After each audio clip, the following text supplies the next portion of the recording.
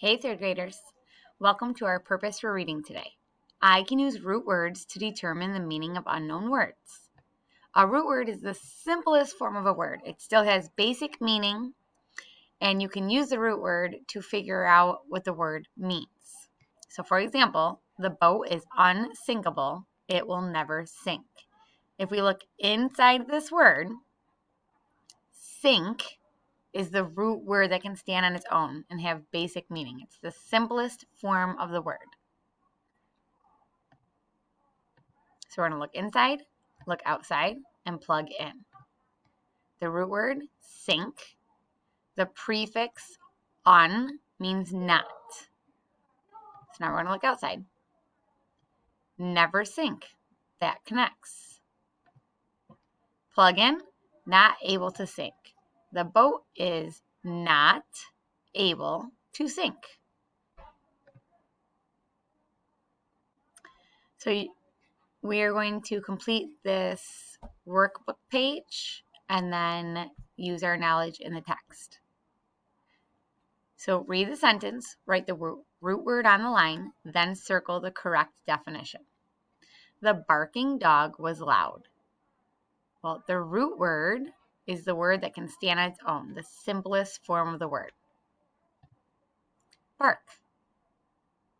So what does a dog do when it barks? It cries loudly.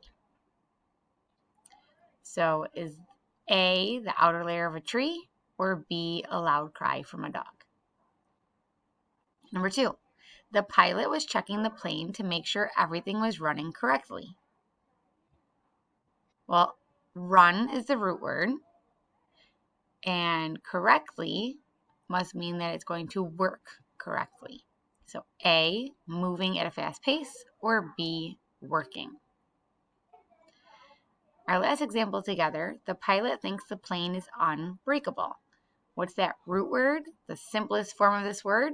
Well, if we look inside the word, break. Something breaks, it needs to be fixed. It's not whole anymore.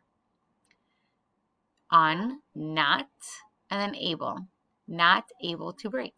So the root word is break. Does it easily shatter? Or B, not able to break?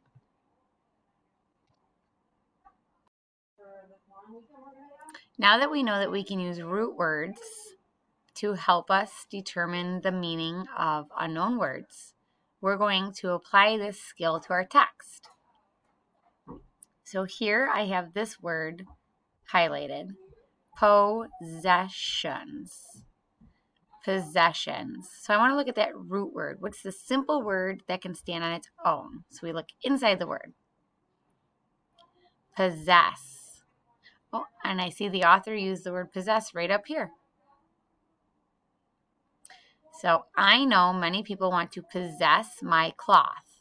So possess must mean own, because we can plug in own. I know many people want to own my cloth.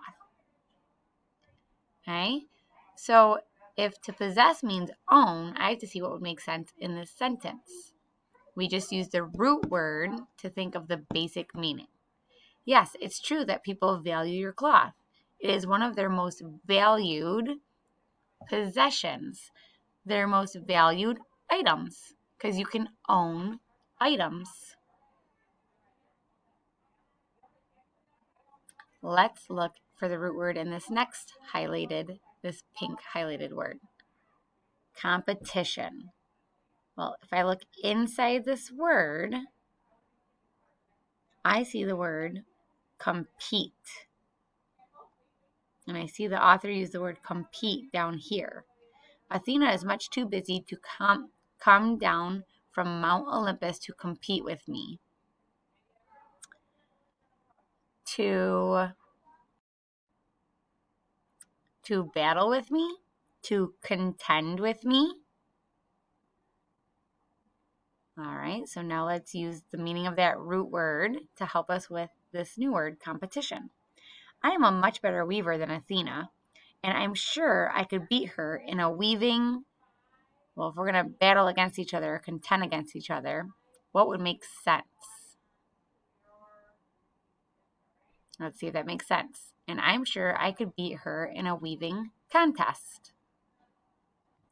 So when you compete, you might battle against each other in a contest, and the competition is the contest. We just use the root word to determine that meaning. All right, here is our last word. Obsession. So we're going to look inside that word, and I see that the author used a related word, obsessed. So the root word must be obsess. She's obsessed with her skill and thinks she is the best weaver in Greece. She's engaged with her skill, engulfed with her skill. She only thinks about her skill. So I'm going to use that root word to help me determine the meaning of this new word. I'll show her who weaves the finest cloth. Her obsession with weaving must end. Her constant thought about weaving must end. We just used root words to determine the meaning of the new tricky word, of the unknown word.